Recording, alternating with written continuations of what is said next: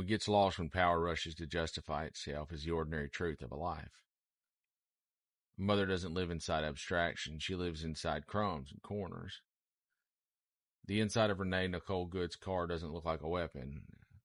There's evidence, but it's evidence of love stretched thin across busy days, stuffed animals shoved into glove boxes because there's nowhere else to put them. Snack wrappers on the floor from backseat negotiations about still being hungry and asking to stop after school. Crumbs pressed deep into seat crevices from granola bars, broken in half with one hand while steering with the other. Mismatched water bottles rolling under the seats, forgotten library books and receipts and reminder notes she meant to read. And that kind of chaos isn't that of a menace, it's parenthood. It's the quiet archaeology of a life spent showing up over and over again.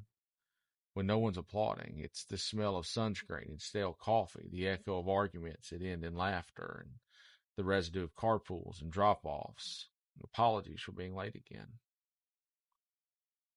And that's not what violence looks like, and yet the federal government chose a word that erases every bit of that. They chose terrorist. And terrorist is a word meant to flatten humanity. It strips away the context and intention and interior life. It allows a listener to stop imagining the person as a person. And once the word is spoken, the crumbs disappear, and the stuffed animals vanish. The children become inconvenient footnotes. But she was a mother, not a threat. And when you watch the video and really watch it, what you see is not intent. What you see is confusion. Armed men crowding a vehicle, commands shouted from different directions, hands at windows, bodies positioned where no one should ever stand if they truly fear a moving car, seconds collapsing into chaos, a vehicle barely moving with hesitation, uncertainty, and panic, and then gunfire. There's no clear moment of attack, no unmistakable act of aggression, no frame that shows deliberate violence.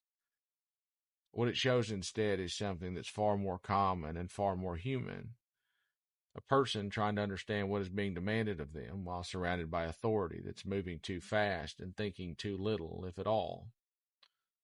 A mother trying to move through her neighborhood. A mom who knew that when armed men surround your car and shout over one another, fear is not aggression. It's instinct.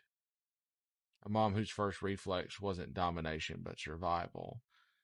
Protection.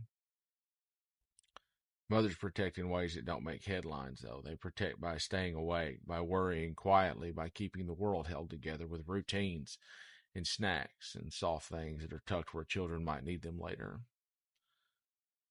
By refusing to harden, even when the world keeps asking them to. And that is where something much darker enters the frame of this story, because there are people who saw this and didn't ask a single question. People who didn't pause at the crumbs, didn't notice the stuffed animals, didn't wonder about the children who would never again sit in that back seat. They heard the government speak first, and that was enough. Big Brother said self-defense, so they repeated it. They said terrorist and nodded along. No curiosity or skepticism, no humanity. Just obedience dressed up. It's the deepest obscenity here, not just that Renee Nicole Good was killed, but that the machinery of the state looked at the wreckage of a mother's life and called it terror. And so many people accepted the story without ever looking inside the car.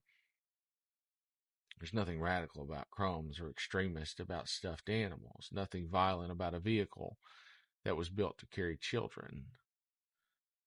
What is radical and dangerous is a government so desperate to control the story that it must erase the humanity before the facts are even known.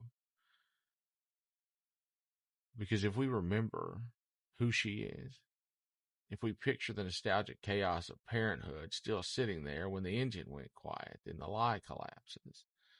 And what remains is not a terrorist, it's a mother. And 3 children who will grow up knowing exactly how fragile life can be, especially when power forgets how to see them.